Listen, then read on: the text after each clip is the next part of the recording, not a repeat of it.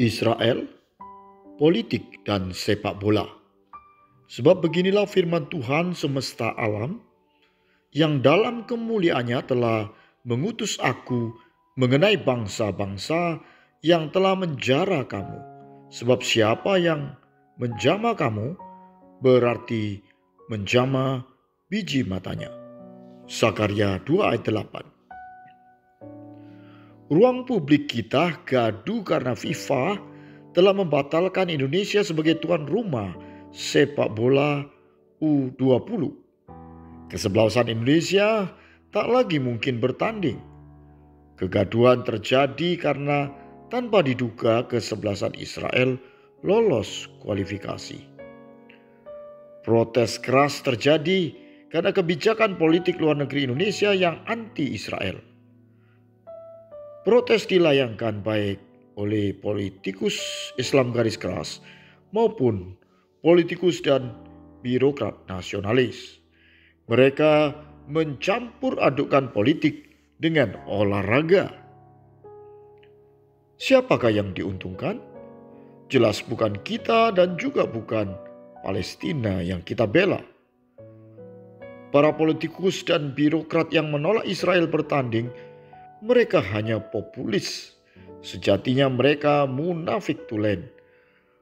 Bukankah selama ini waktu tidak ada hubungan diplomatik tetap terjadi hubungan perdagangan antara Israel dan Indonesia?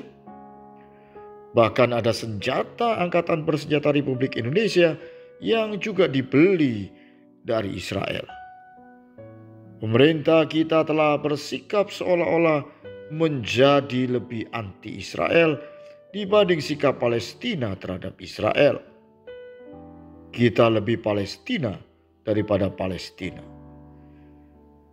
Tahukah Anda bahwa sampai sekarang kehidupan ekonomi Palestina sangat tergantung pada negara Israel?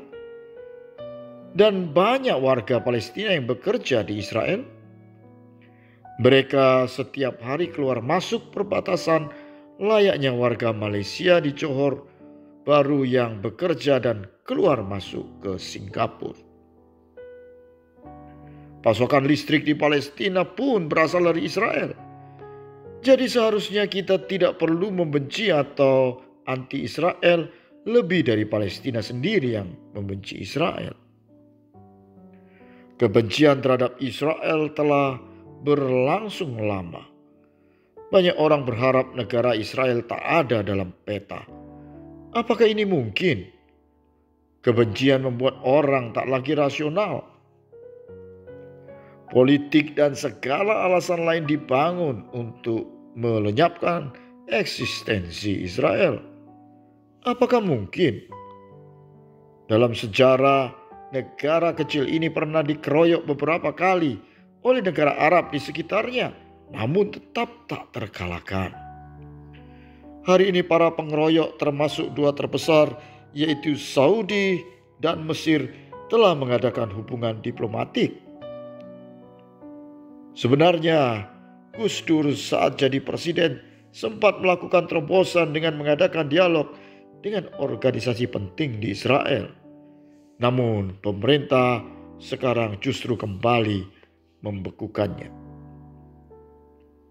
Seharusnya melalui turnamen sepak bola U20 bisa terjadi terobosan hubungan Indonesia dan Israel yang beku.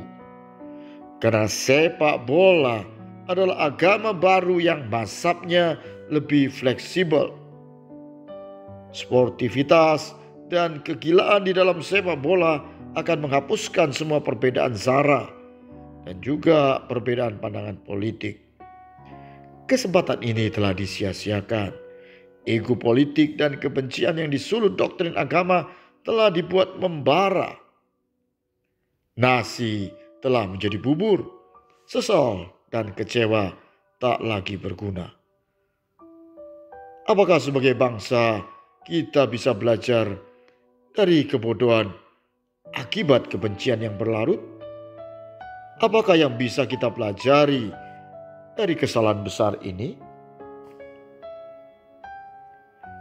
Pendekatan politik selalu menghasilkan solusi menang kalah. Karena politik syarat dengan kepentingan kekuasaan.